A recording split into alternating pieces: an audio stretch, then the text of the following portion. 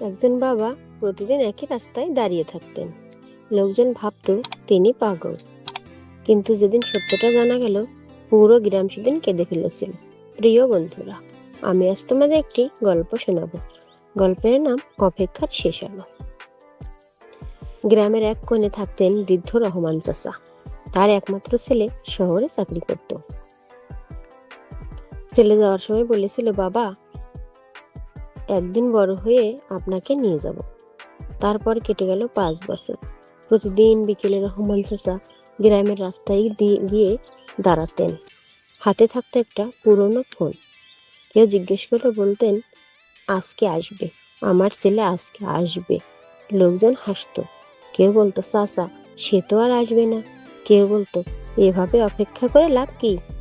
কিন্তু রহমান চাচা কখনো রাগ করতেন না, শুধু বলতেন, বাবারা কখনো কথা ভোলে না। একদিন বিকেলে হঠাৎ একটি গাড়ি এসে থামলো। একজন তরুণ নেমে এলো, চোখে কালো চশমা। সে ধীরে ধীরে রহমান চাচার সামনে এসে দাঁড়ালো। চাচা প্রথমে চিনতে পারেননি।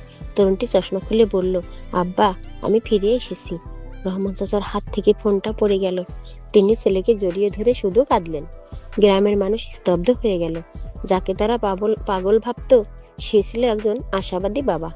ছেলে বলল, আব্বা, আমি দেরি করেছি, কিন্তু কথা রাখতেই ফিরেছি। সেদিন গ্রামের মানুষ শিখেছিল, যার হৃদয়ে ভালোবাসা থাকে তার অপেক্ষা কখনো বৃথা যায় না।